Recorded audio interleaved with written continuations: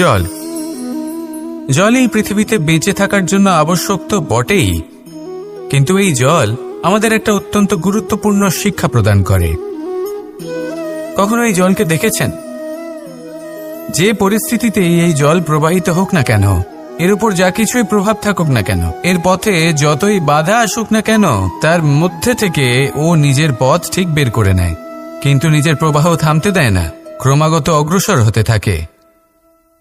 সেরকমই একটা শিক্ষা যেটা আমরা জল থেকে পেয়ে থাকি তা হলো এটা, আমরা যখন জলের দিকে তাকাই তখন আমরা নিজের প্রতিবিম্ব দেখি, স্পষ্টভাবে দেখতে পাই, কিন্তু তখনই দেখতে পাই যখন এই জল শান্ত থাকে, স্থির থাকে।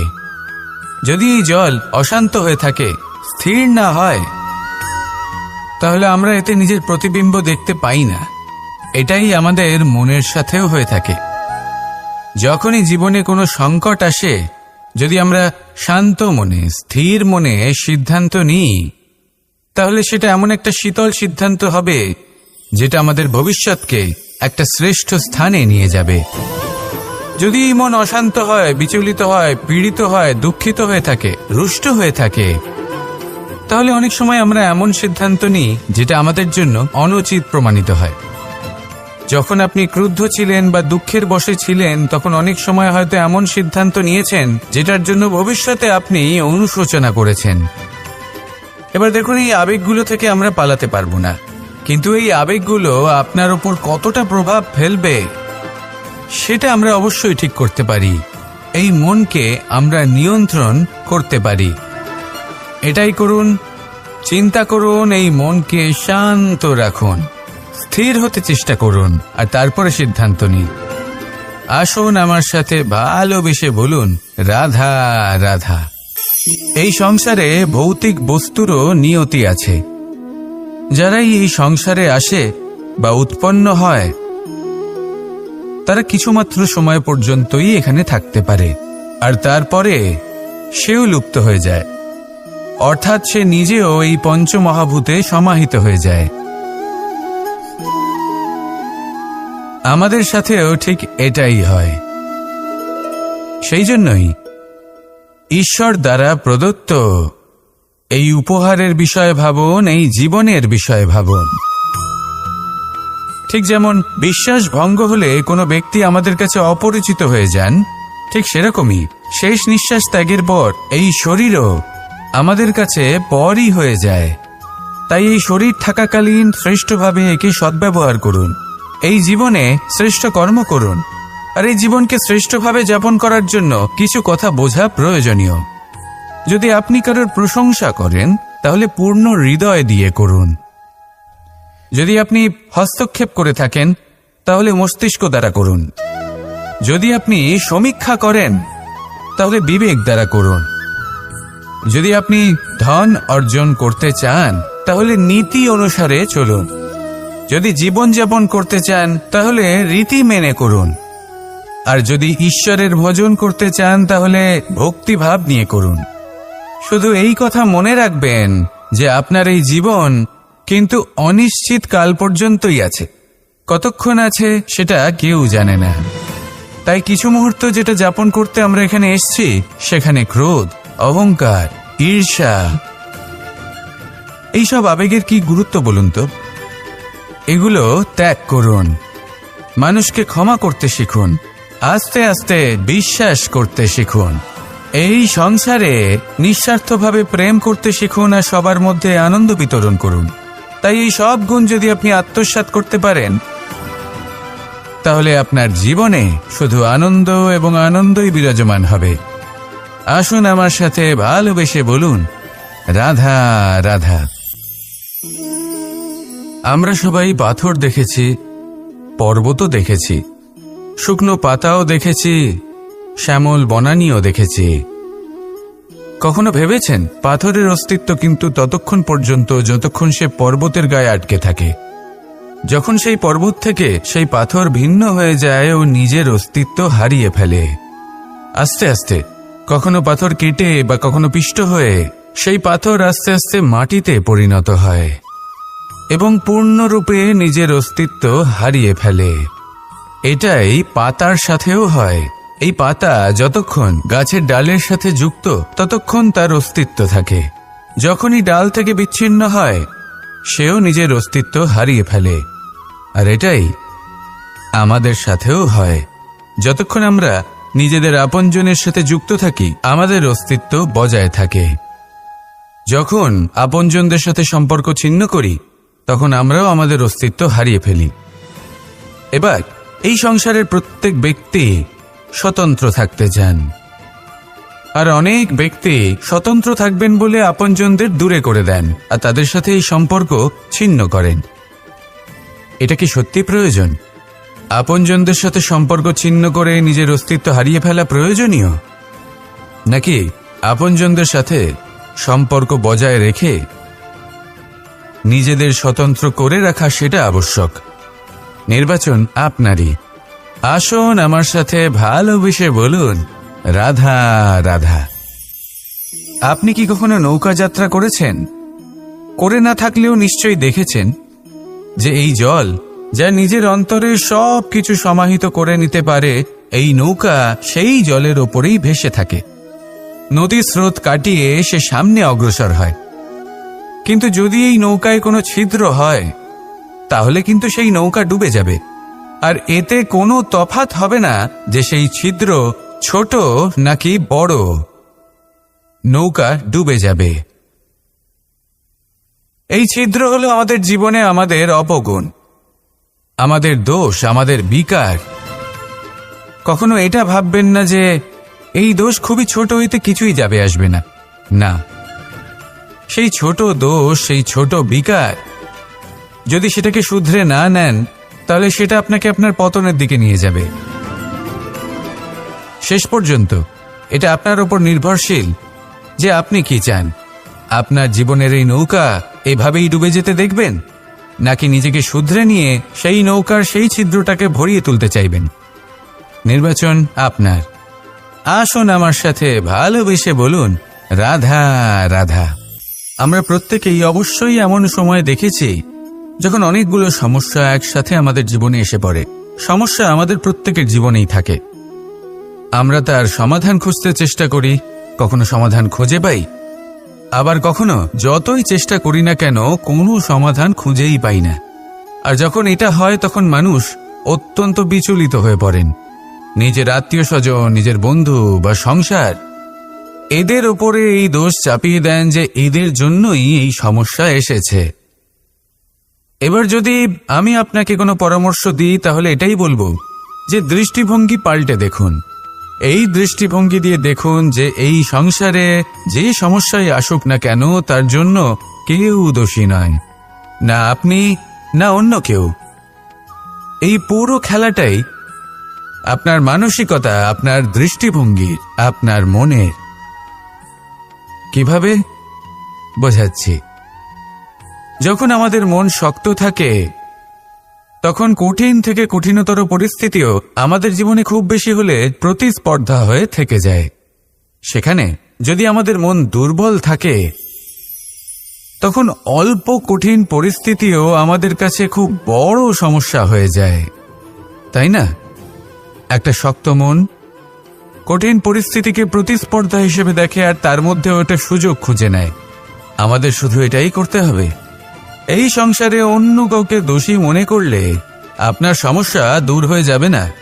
সেই জন্য এই সংসারকে দোষ দেওয়ার বদলে এই সমস্যার মূলে চলে যান, সেটাকে বুঝুন, নিজের এই মনকে শক্ত করে তুলুন। যদি আপনার মন শক্তিশালী হয় তাহলে এই সংসারে অনেক বড় বড় কঠিন থেকে কঠিনতর পরিস্থিতিও যদি আসে, আপনার জীবনে যতই বড় বড় সমস্যা আসুক না কেন আপনার লক্ষ্য লাভে বাধা দিতে পারবে না। আসুন আমার সাথে ভালোবেসে বলুন, রাধা রাধা। কখনো এই প্রকৃতির দিকে তাকিয়ে থাকবেন। এই প্রকৃতি অনেক ধরনের শিক্ষা দেয়।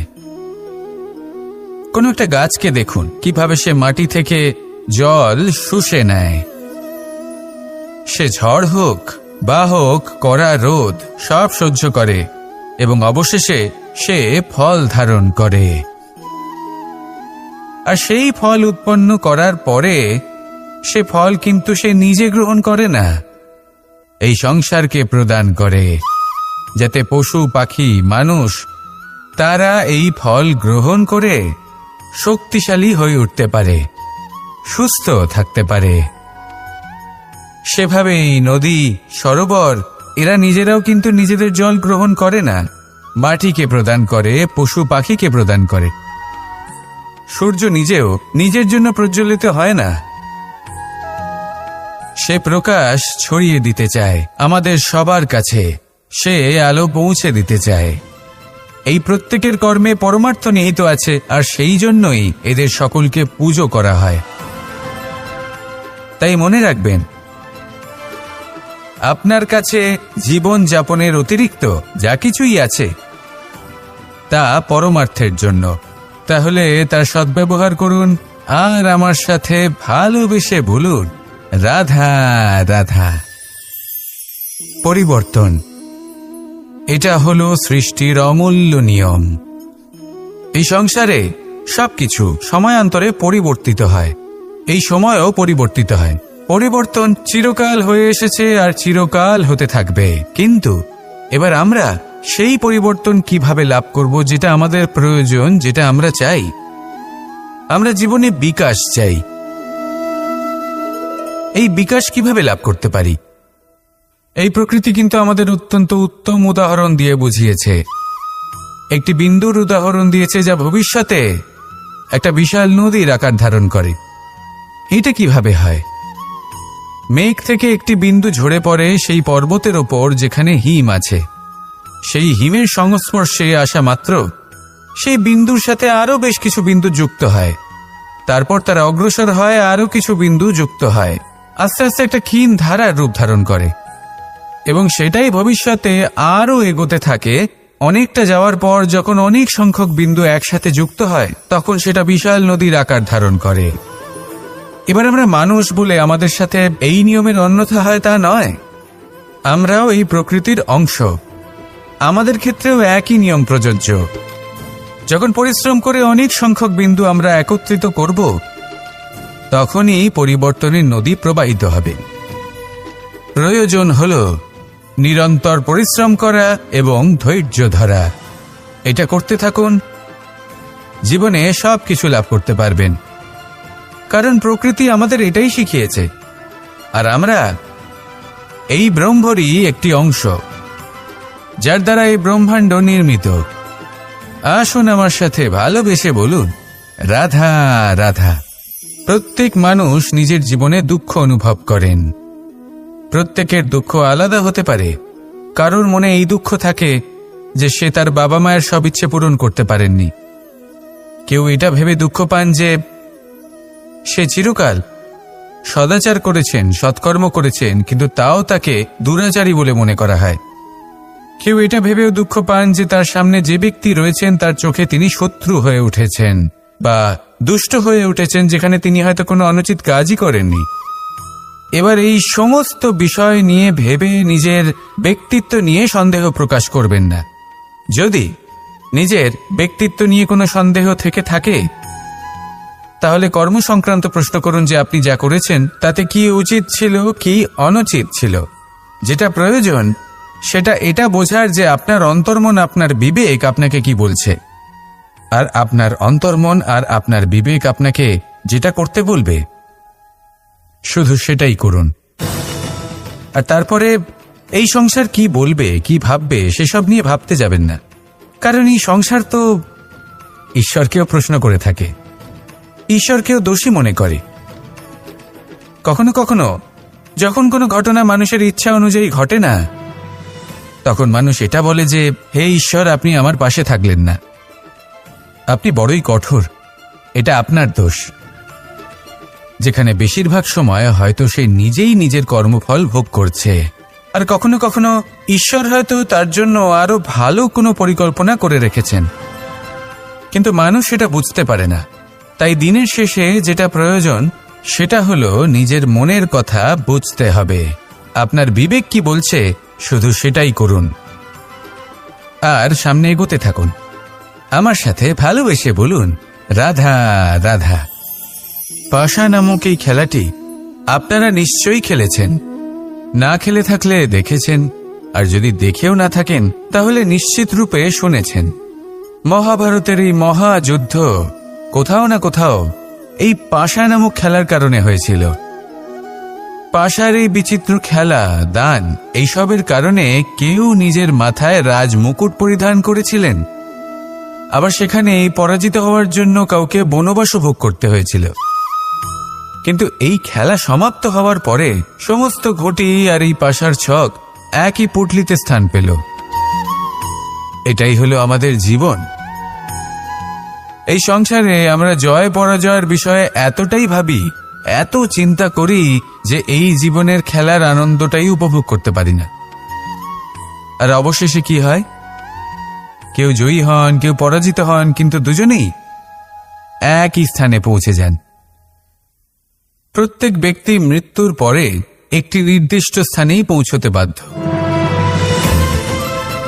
কিন্তু ততক্ষণ এই জীবন, এই খেলা, তার আনন্দ উপভোগ করুন। এই সংসারে সেই ব্যক্তি শ্রেষ্ঠ স্থানে পৌঁছতে পেরেছেন যিনি এই সংসারকে প্রকাশ প্রদান করেছেন, যিনি কখনো জয় পরাজয় এ বিষয়ে ভাবেননি, শুধু এই জীবনের খেলার আনন্দ উপভোগ করেছেন। এটাই আপনিও করুন আর আমার সাথে ভালোবেসে বলুন, রাধা রাধা। আমরা সকলে সামাজিক জীব। মানুষের সাথে দেখা সাক্ষাৎ করা এটা চিরকালই চলতে থাকে। আমরা কখনো কাউকে উপহার দিই, আবার কখনো কেউ আমাদের উপহার দেয়। কখনো কি এমন হয়েছে যে আপনি কাউকে একটা উপহার দিয়েছেন, কিছু সময় পরে বা কিছু মাস পরে সেই উপহারই ঘুরে ফিরে আপনার কাছেই এসেছে, অর্থাৎ সেই বস্তুটাই আপনার কাছে আবার ফিরে এলো? এরকম হয়। ছেলেবেলায় একদিন একজনের বিবাহ ছিল, তখন মা তাকে একটা উপহার দিতে চাইছিলেন, তাই তিনি একটা পোশাক বানালেন আর সেটাকে সুসজ্জিত করছিলেন। আমি দেখলাম আর জিজ্ঞেস করলাম যে মা, এই পোশাক এত সুসজ্জিত করার কি আছে? তখন মা বললেন যে কানাই, কখনো কাউকে এমনই উপহার দেবে, এমন প্রকারে দেবে যে সেটা যদি আবার ঘুরে ফিরে তোমার কাছে ফিরে আসে তাহলে যেন তোমার খারাপ না লাগে। এটাই কিন্তু হয় আমাদের ব্যবহারের সাথে, কর্মের সাথেও এবং আমাদের কথার সাথেও। তেমনই আচরণ করবেন যে আচরণ আপনি সহ্য করতে পারবেন। যদি মুখ থেকে কটু কথা বেরোতে থাকে তখন নিজেকে সংযত করে নিন। সেই শব্দই প্রয়োগ করুন যেটা আপনি তার বদলে শুনতে চাইবেন এবং আপনার দুঃখও হবে না, কারণ আপনার কর্ম এমন একটা উপহার যেটা আবার ঘুরে ফিরে ফলস্বরূপ আপনার কাছেই আসবে। সেই জন্য নিজের আচরণ শুভ করুন, নিজের মানসিকতা শুভ করুন, নিজের মুখ থেকে মধুর বাণী নিঃসৃত করুন আর এইভাবে মধুরভাবে বলুন, রাধা রাধা। এই সংসারে একটা শব্দ আছে যার বিষয়ে মানুষ অত্যাধিক চিন্তা ভাবনা করে, আর সেই শব্দ হলো অস্তিত্ব, পরিচয়। প্রত্যেক ব্যক্তি এই সংসারে নিজের অস্তিত্ব গড়তে চায়, আর ছোট থেকে এটাই হয়। যখন আমরা শ্রেণীকক্ষে যাই, পড়তে যাই, তখন আমরা এটাই ভাবি যে আমরা নিজেদের অস্তিত্ব গড়ব, সুনাম অর্জন করব। সকল ব্যক্তি যাতে এটাই বলে যে এই হলো সর্বশ্রেষ্ঠ ছাত্র, আর এটাই আমাদের পরিচয়। কার্যক্ষেত্রেও আমরা ঠিক এটাই চেষ্টা করি, পরিশ্রম করতে থাকি এবং ভবিষ্যতে গিয়ে আমরা নিজেদের পরিচয় খুঁজে পাই। পরিচয়ের সাথে সাফল্য আসে, আর সাফল্যের সাথে আসে অস্তিত্ব। আর যখন এই দুটি সংযুক্ত হয় তখন মানুষ অসফলতার কথা ভেবে ভয়ভীত হয়ে পড়ে, আর এটা ভাবতে থাকে যে যদি আমি অসফল হই তাহলে সেই পরিচিতির কি হবে, সেই নামের কি হবে, সেই সব কিছু যে আমি অর্জন করেছি তার কি হবে। সে ভয়ভীত হয়ে পড়ে, আর এই ভয়ের কারণে তার বিকাশ কোথাও না কোথাও অবরুদ্ধ হয়। সে শ্রেষ্ঠ কর্ম করা বন্ধ করে দেয় এবং শুধুই সুরক্ষিত থাকতে চেষ্টা করে। আর অসফল হলে তাতে ভয় পাওয়ার কোনো প্রয়োজন নেই, কারণ যখন আপনি সফল হন তখন এই সাফল্য আপনার পরিচয় এই সংসারের সাথে করায়।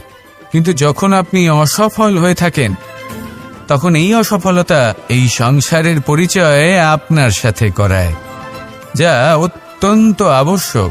অসফলতা প্রত্যেকের জীবনেই আসবে, তার সম্মুখীন হন আর তার থেকে শিক্ষা লাভ করুন। কারণ যখনই আপনি অসফল হন তখনই আপনার জ্ঞান চক্ষু উন্মুক্ত হয়। আসুন আমার সাথে ভালোবেসে বলুন, রাধা রাধা। আপনি কখনো পলাশ ফুল দেখেছেন? কি সুন্দর দেখতে, লাল রক্তবর্ণ, উজ্জ্বল, কিন্তু এতে কোনো সুগন্ধ নেই। সেই জন্য ওকে শুধু চোখ ভরে দেখতে ইচ্ছে করে। দেখবেন তাকে কিন্তু পুজোতে ব্যবহার করা হয় না, এই ফুল দিয়ে মালা বানানো হয় না।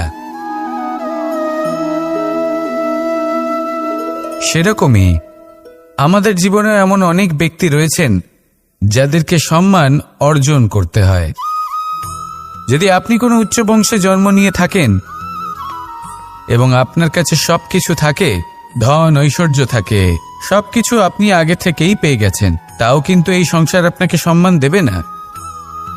ততক্ষণ পর্যন্ত দেবে না যতক্ষণ না আপনি নিজের অন্তরে গুণ জাগ্রত করছেন, শ্রেষ্ঠ কর্ম করছেন, নিজের অন্তরে ইতিবাচক মনোভাবের এই সুবাস জাগ্রত করছেন। যদি এসব কিছু করেন তাহলে এই সংসার আপনাকে সম্মান দেবে। এবার এটা আপনার উপরে নির্ভরশীল যে আপনি কি পলাশ ফুলের মতো হতে চান, নাকি অন্য কোনো ফুল হয়ে উঠতে চান যার সুবাস আছে, যে নিজের সুবাস এই সারা পৃথিবীতে ছড়িয়ে দেয়। আসুন আমার সাথে ভালোবেসে বলুন, রাধা রাধা।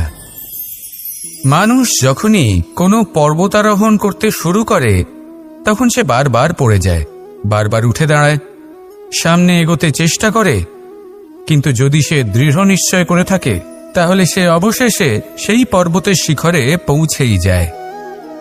চলার পথে যদি বড় কোনো পাথর চলে আসে বা পর্বতের কোনো বড় অংশ সামনে আসে তাহলে সে তার সাথে ধাক্কা খায় না, সে পথ বদলে নেয়। কিন্তু বাধা তাকে সবসময় পেতেই হয়, আর সেই বাধা সে পায় ছোট ছোট পাথরের দ্বারা। তাদের উপর পা পড়লে তার পা পিছলে যায় আর সে পড়ে যায়। এই ছোট ছোট পাথর হলো আমাদের জীবনের সেই ছোট ছোট সমস্যা, সেই ছোট ছোট ভুলগুলো যেগুলো আমরা অবজ্ঞা করতে থাকি। আমরা ভাবি এর দ্বারা কি বা ক্ষতি হবে, কিন্তু সেগুলোই অনেক সময় আমাদের অসফলতার কারণ হয়ে দাঁড়ায়। যত তাড়াতাড়ি সম্ভব এই ছোট ছোট পাথরগুলিকে জীবন থেকে তুলে ফেলে দিন। ভুল হওয়াটা স্বাভাবিক, কিন্তু তার মানে এই নয় যে বারবার সেই ভুলের পুনরাবৃত্তি ঘটবে। ভুলটা বুঝুন, সেটা স্বীকার করুন আর সেটা শুধরে নিন। যখন আপনি এটা করতে শিখবেন তখনই খুব তাড়াতাড়ি আপনি সেই শিখরে পৌঁছতে পারবেন। আর যখন পৌঁছে যাবেন তখন এই মন প্রসন্ন হয়ে বলবে, রাধা রাধা। কুরুক্ষেত্রের রণভূমিতে আপনজনদের নিজের বিরুদ্ধে দেখে তাদের মৃত্যুর বিষয়ে ভেবে অর্জুনের মন বিচলিত হয়ে পড়েছিল। এই সম্পর্কের চক্রব্যূহতে জড়িয়ে পড়ে অর্জুনের জ্ঞান নাশ হয়েছিল। তখন আমি অর্জুনকে কিছু কথা বলেছিলাম, যেই কথাগুলো আপনাদেরও জানাটা প্রয়োজনীয়। আমাকে বলুন, এই সংসারে আপনি এমন কি নিয়ে এসেছিলেন, আর এই সংসারে আপনি কি ফেলে যাবেন? এই সংসার, এই জগৎ, এইসব বস্তু যা আপনার খুব প্রিয়, সবকিছু তা না জন্মের পূর্বে আপনার ছিল আর না মৃত্যুর পর আপনার থাকবে। এই সংসার আমার থেকেই জন্ম নিয়েছে আর মৃত্যুর পরে আমার মধ্যেই সমাহিত হয়ে যাবে। এখানে যার জন্ম হয়েছে তার মৃত্যু এখানে সুনিশ্চিত। শুধু জন্ম আর মৃত্যুর মধ্যের এই শরীর শুধুমাত্র একটা মাধ্যম যার দ্বারা আমরা কর্ম করি, আর এই কর্মের ওপরেই শুধু আমাদের অধিকার রয়েছে। কিন্তু এই সংসারের কিছু অজ্ঞানী এই বিকারগুলোতে জড়িয়ে পড়ে ফল লাভের ওপর নিজের মনোনিবেশ করে, ফলের চিন্তা করতে থাকে। আর যদি মন মতো ফল না পায় তাহলে কুপথে চলে যায়। অন্যদিকে এমন কিছু জ্ঞানী মানুষও আছেন যারা পূর্ণরূপে নিজেকে আমার কাছে সমর্পণ করেন, আর শুধু নিজের কর্ম করতে থাকেন। এই কর্ম করেই আনন্দ লাভ করেন এবং তাতেই জীবন যাপন করেন। যদি আপনিও এটা চান যে আপনার জীবনে সুখ থাকুক, শান্তি থাকুক, সম্পন্নতা থাকুক, তাহলে সৎ পথে চলুন, ঈশ্বরকে স্মরণ করুন আর নিজের কর্ম করুন। আসুন আমার সাথে ভালোবেসে বলুন, রাধা রাধা। গোবর্ধন পর্বতের সাথে আমার সম্পর্ক কেমন আপনারা জানেন। অনেকদিন আগে যখন আমি ছোট ছিলাম, একদিন আমি আর বাবা গোবর্ধন পর্বতে ওঠার চেষ্টা করছিলাম। আমি ক্লান্ত হয়ে পড়লাম আর আমি বাবাকে বললাম যে বাবা, আমাকে আর কতটা উপরে উঠতে হবে, আর ক পা যেতে হবে, আর কত উঁচুতে উঠতে হবে, আর কত সময় লাগবে। তখন বাবা হাসলেন। উনি আমার কাঁধে হাত রাখলেন আর আমাকে বললেন যে এটা আন্দাজ করতে যেও না যে আর কত সময় লাগবে, এটা মাপতে যেও না যে আর ক পা সামনে এগোতে হবে। শুধু এই যাত্রাপথের আনন্দ উপভোগ করো আর সামনে এগোতে থাকো। যদি এটা করতে পারো তবেই নিজের লক্ষ্য লাভ করতে পারবে। এটা কিন্তু আমাদের জীবনের সাথেও ঘটে। আমরা চিন্তিত হয়ে পড়ি যে এখনো আর কতটা সামনে এগোতে হবে, আর কতটা চেষ্টা করতে হবে, কতটা পরিশ্রম করতে হবে, আর কত সময় লাগবে নিজের লক্ষ্যে পৌঁছতে। এই চিন্তা ত্যাগ করুন, নিজের দৃষ্টিভঙ্গি পাল্টান আর এটা ভাবুন যে আরো কত শ্রেষ্ঠ কর্ম করতে পারি সামনে এগোনোর জন্য, আর কত তীব্র গতিতে আমি সামনে এগোতে পারবো। সামনে অগ্রসর হওয়ার এই যে যাত্রা বড়ই সুন্দর, এটার আনন্দ উপভোগ করুন। বাবার এই শিক্ষার কারণে আমি গোবর্ধন পর্বত হাতে তুলতে পেরেছি। দিনের শেষে এটা আপনার উপর নির্ভর করছে যে নিজের পর্বতরূপী লক্ষ্যকে আপনি নিজের হাতের মুঠোয় ধরে রাখতে পারবেন নাকি নয়। আসুন আমার সাথে ভালোবেসে বলুন, রাধা রাধা। আর বিশ্বাস, এই দুই আবেগ যাদের বিশেষত্ব আছে, কিন্তু এই দুইয়েরই স্থান একই, মন। বিশ্বাস আর সন্দেহ এই দুটোই কখনো আমাদের দুঃখের কারণ হয়ে দাঁড়ায়, বিশেষ করে তখন যখন আমরা কোনো ব্যক্তির চরিত্রের আকলন উচিতভাবে করতেই পারি না। আর তাছাড়া এই কাজটা সহজ নয়। আমরা কখনো কখনো কোনো অনুচিত ব্যক্তিকে উচিত বলে ভেবে বসি, তার উপর বিশ্বাস করে ফেলি, আর ফলস্বরূপ সেই ব্যক্তি আমাদের বিশ্বাস ভঙ্গ করে বসেন আর আমাদের দুঃখের সম্মুখীন হতে হয়। ঠিক সেইভাবেই কখনো কখনো আমরা এমন কোনো ব্যক্তির উপর সন্দেহ করি যে হয়তো পূর্ণরূপে পূর্ণ নিষ্ঠা ভরে আমাদের মঙ্গল কামনাই করেছেন, এমন একজন ব্যক্তি যে সত্যি বিশ্বাসের পাত্র। আর যখন সেই ব্যক্তি এটা জানতে পারেন যে আমরা তাকে নিয়ে সন্দেহ করেছি, খুবই স্বাভাবিক তিনি দুঃখী হয়ে যান। এমন কোনো ব্যক্তিকে দুঃখ দিলে আমাদের মনও দুঃখী হয়ে যায়। তখন আমরা এটা ভাবি যে এই সংসারে আমরা কার উপর আস্থা রাখব আর কাকেই বা সন্দেহ করব। এর উত্তর হলো সময়। এই সংসারে কোনো ব্যক্তির চরিত্র যাচাই করা সবথেকে কঠিন কাজ, সেটা সময় নিয়ে করুন। কোনো ব্যক্তিকে যদি আপনি বুঝতে চান, তাকে পরখ করে দেখতে চান, তাহলে তার সাথে যতটা সম্ভব সময় অতিবাহিত করুন। এই সময় আপনার সামনে সেই ব্যক্তির এমন কিছু দিক তুলে ধরবে যা আর কোনোভাবে আপনি দেখতে পাবেন না। তারপর কি, সময়ের সাথে আপনি জানতে পেরে যাবেন যে এই ব্যক্তি, তার উপর বিশ্বাস করা উচিত নাকি অনুচিত। শুধু এভাবেই যাচাই করুন আর আমার সাথে ভালোবেসে বলুন, রাধা রাধা। এই সংসারে প্রত্যেকটি ব্যক্তির নিজস্ব বিশেষত্ব আছে, আর এই বিশেষত্ব কারোর কাছে শক্তির সমান, কারোর কাছে দুর্বলতা, তা সে মানুষই হোক বা পশু পাখিই হোক না কেন। যেমন মাছ নিজের সমগ্র জীবন জলের মধ্যেই যাপন করতে পারে, কিন্তু সে বনের মধ্যে ছুটতে পারবে না।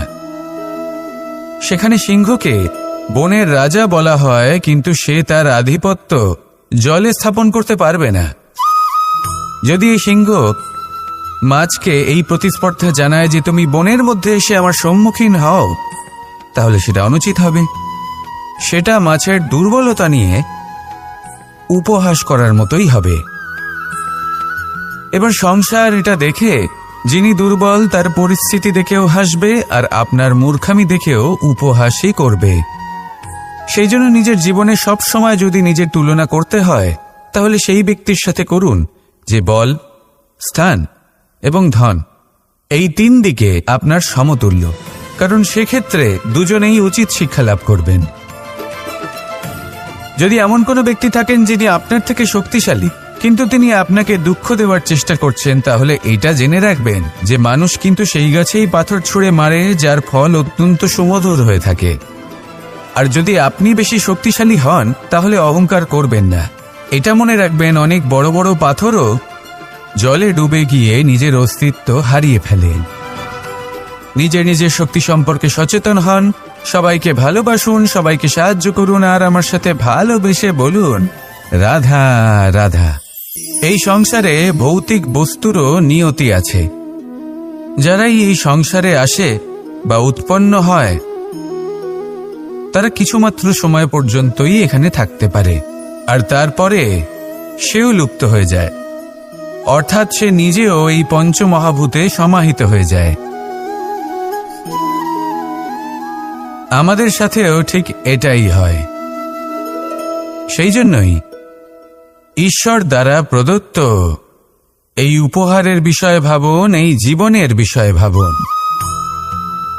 ঠিক যেমন বিশ্বাস ভঙ্গ হলে কোনো ব্যক্তি আমাদের কাছে অপরিচিত হয়ে যান, ঠিক সেরকমই শেষ নিঃশ্বাস ত্যাগের পর এই শরীরও আমাদের কাছে পরই হয়ে যায়। তাই এই শরীর থাকাকালীন শ্রেষ্ঠভাবে একে সদ্ব্যবহার করুন, এই জীবনে শ্রেষ্ঠ কর্ম করুন, আর এই জীবনকে শ্রেষ্ঠভাবে যাপন করার জন্য কিছু কথা বোঝা প্রয়োজনীয়। যদি আপনি কারোর প্রশংসা করেন তাহলে পূর্ণ হৃদয় দিয়ে করুন। যদি আপনি হস্তক্ষেপ করে থাকেন তাহলে মস্তিষ্ক দ্বারা করুন।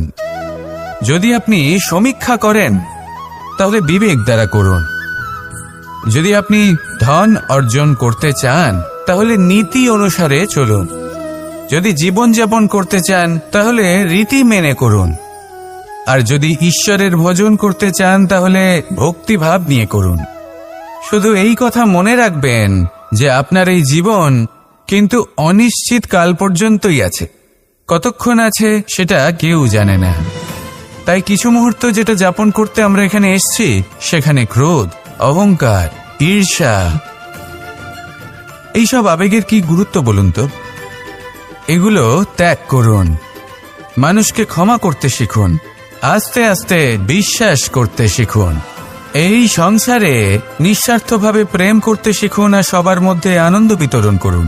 তাই এই সব গুণ যদি আপনি আত্মসাৎ করতে পারেন তাহলে আপনার জীবনে শুধু আনন্দ এবং আনন্দই বিরাজমান হবে।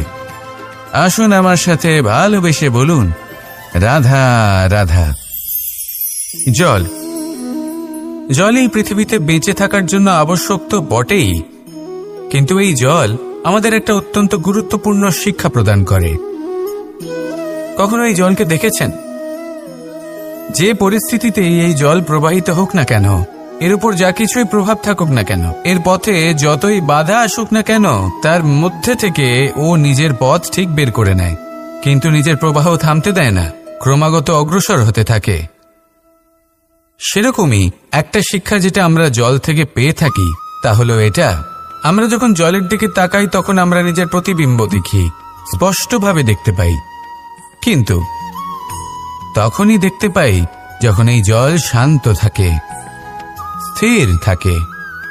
যদি এই জল অশান্ত হয়ে থাকে, স্থির না হয়, তাহলে আমরা এতে নিজের প্রতিবিম্ব দেখতে পাই না। এটাই আমাদের মনের সাথেও হয়ে থাকে। যখনই জীবনে কোনো সংকট আসে, যদি আমরা শান্ত মনে, স্থির মনে সিদ্ধান্ত নিই, তাহলে সেটা এমন একটা শীতল সিদ্ধান্ত হবে যেটা আমাদের ভবিষ্যৎকে একটা শ্রেষ্ঠ স্থানে নিয়ে যাবে। যদি মন অশান্ত হয়, বিচলিত হয়, পীড়িত হয়, দুঃখিত হয়ে থাকে, রুষ্ট হয়ে থাকে, তাহলে অনেক সময় আমরা এমন সিদ্ধান্ত নিই যেটা আমাদের জন্য অনুচিত প্রমাণিত হয়। যখন আপনি ক্রুদ্ধ ছিলেন বা দুঃখের বশে ছিলেন, তখন অনেক সময় হয়তো এমন সিদ্ধান্ত নিয়েছেন যেটার জন্য ভবিষ্যতে আপনি অনুশোচনা করেছেন। এবার দেখুন, এই আবেগগুলো থেকে আমরা পালাতে পারবো না, কিন্তু এই আবেগগুলো আপনার উপর কতটা প্রভাব ফেলবে সেটা আমরা অবশ্যই ঠিক করতে পারি। এই মনকে আমরা নিয়ন্ত্রণ করতে পারি। এটাই করুন, চিন্তা করুন, এই মনকে শান্ত রাখুন, স্থির হতে চেষ্টা করুন, আর তারপরে সিদ্ধান্ত নিন। আসুন আমার সাথে ভালোবেসে বলুন, রাধা রাধা। আপনি কি কখনো নৌকা যাত্রা করেছেন? করে না থাকলেও নিশ্চয়ই দেখেছেন যে এই জল যা নিজের অন্তরে সব কিছু সমাহিত করে নিতে পারে, এই নৌকা সেই জলের ওপরেই ভেসে থাকে। নদীর স্রোত কাটিয়ে সে সামনে অগ্রসর হয়। কিন্তু যদি এই নৌকায় কোনো ছিদ্র হয় তাহলে কিন্তু সেই নৌকা ডুবে যাবে। আর এতে কোনো তফাৎ হবে না যে সেই ছিদ্র ছোট নাকি বড়, নৌকা ডুবে যাবে। এই ছিদ্র হলো আমাদের জীবনে আমাদের অপগুণ, আমাদের দোষ, আমাদের বিকার। কখনো এটা ভাববেন না যে এই দোষ খুবই ছোট, হইতে কিছুই যাবে আসবে না। না, সেই ছোট দোষ, সেই ছোট বিকার যদি সেটাকে শুধরে না নেন তাহলে সেটা আপনাকে আপনার পতনের দিকে নিয়ে যাবে। শেষ পর্যন্ত এটা আপনার উপর নির্ভরশীল যে আপনি কি চান। আপনার জীবনের এই নৌকা এভাবেই ডুবে যেতে দেখবেন, নাকি নিজেকে শুধরে নিয়ে সেই নৌকার সেই ছিদ্রটাকে ভরিয়ে তুলতে চাইবেন? নির্বাচন আপনার। আসুন আমার সাথে ভালোবেসে বলুন, রাধা রাধা। আমরা সবাই পাথর দেখেছি, পর্বতও দেখেছি, শুকনো পাতাও দেখেছি, শ্যামল বনানীও দেখেছি। কখনো ভেবেছেন পাথরের অস্তিত্ব কিন্তু ততক্ষণ পর্যন্ত যতক্ষণ সে পর্বতের গায়ে আটকে থাকে। যখন সেই পর্বত থেকে সেই পাথর ভিন্ন হয়ে যায় ও নিজের অস্তিত্ব হারিয়ে ফেলে। আস্তে আস্তে কখনো পাথর কেটে বা কখনো পিষ্ট হয়ে সেই পাথর আস্তে আস্তে মাটিতে পরিণত হয় এবং পূর্ণরূপে নিজের অস্তিত্ব হারিয়ে ফেলে। এটাই পাতার সাথেও হয়। এই পাতা যতক্ষণ গাছের ডালের সাথে যুক্ত ততক্ষণ তার অস্তিত্ব থাকে। যখনই ডাল থেকে বিচ্ছিন্ন হয় সেও নিজের অস্তিত্ব হারিয়ে ফেলে। আর এটাই আমাদের সাথেও হয়। যতক্ষণ আমরা নিজেদের আপনজনের সাথে যুক্ত থাকি আমাদের অস্তিত্ব বজায় থাকে। যখন আপনজনদের সাথে সম্পর্ক ছিন্ন করি তখন আমরাও আমাদের অস্তিত্ব হারিয়ে ফেলি। এবার এই সংসারের প্রত্যেক ব্যক্তি স্বতন্ত্র থাকতে চান, আর অনেক ব্যক্তি স্বতন্ত্র থাকবেন বলে আপনজনদের দূরে করে দেন আর তাদের সাথে এই সম্পর্ক ছিন্ন করেন। এটা কি সত্যি প্রয়োজন? আপনজনদের সাথে সম্পর্ক ছিন্ন করে নিজের অস্তিত্ব হারিয়ে ফেলা প্রয়োজনীয়, নাকি আপনজনদের সাথে সম্পর্ক বজায় রেখে নিজেদের স্বতন্ত্র করে রাখা সেটা আবশ্যক? নির্বাচন আপনারই। আসুন আমার সাথে ভালোবেসে বলুন, রাধা রাধা। আমরা প্রত্যেকেই অবশ্যই এমন সময় দেখেছি যখন অনেকগুলো সমস্যা একসাথে আমাদের জীবনে এসে পড়ে। সমস্যা আমাদের প্রত্যেকের জীবনেই থাকে। আমরা তার সমাধান খুঁজতে চেষ্টা করি, কখনো সমাধান খুঁজে পাই, আবার কখনো যতই চেষ্টা করি না কেন কোনো সমাধান খুঁজেই পাই না। আর যখন এটা হয় তখন মানুষ অত্যন্ত বিচলিত হয়ে পড়েন। নিজের আত্মীয় স্বজন, নিজের বন্ধু বা সংসার, এদের ওপরে এই দোষ চাপিয়ে দেন যে এদের জন্যই এই সমস্যা এসেছে। এবার যদি আমি আপনাকে কোনো পরামর্শ দিই তাহলে এটাই বলবো যে দৃষ্টিভঙ্গি পাল্টে দেখুন। এই দৃষ্টিভঙ্গি দিয়ে দেখুন যে এই সংসারে যে সমস্যায় আসুক না কেন তার জন্য কেউ দোষী নয়, না আপনি না অন্য কেউ। এই পুরো খেলাটাই আপনার মানসিকতা, আপনার দৃষ্টিভঙ্গি, আপনার মনের। কিভাবে বোঝাচ্ছি? যখন আমাদের মন শক্ত থাকে তখন কঠিন থেকে কঠিনতর পরিস্থিতিও আমাদের জীবনে খুব বেশি হলে প্রতিস্পর্ধা হয়ে থেকে যায়। সেখানে যদি আমাদের মন দুর্বল থাকে তখন অল্প কঠিন পরিস্থিতিও আমাদের কাছে খুব বড় সমস্যা হয়ে যায়, তাই না? একটা শক্ত মন কঠিন পরিস্থিতিকে প্রতিস্পর্ধা হিসেবে দেখে আর তার মধ্যে ওটা সুযোগ খুঁজে নেয়। আমাদের শুধু এটাই করতে হবে, এই সংসারে অন্য কাউকে দোষী মনে করলে আপনার সমস্যা দূর হয়ে যাবে না। সেই জন্য এই সংসারকে দোষ দেওয়ার বদলে এই সমস্যার মূলে চলে যান, সেটাকে বুঝুন, নিজের এই মনকে শক্ত করে তুলুন। যদি আপনার মন শক্তিশালী হয় তাহলে এই সংসারে অনেক বড় বড় কঠিন থেকে কঠিনতর পরিস্থিতিও যদি আসে, আপনার জীবনে যতই বড় বড় সমস্যা আসুক না কেন আপনার লক্ষ্য লাভে বাধা দিতে পারবে না। আসুন আমার সাথে ভালোবেসে বলুন, রাধা রাধা।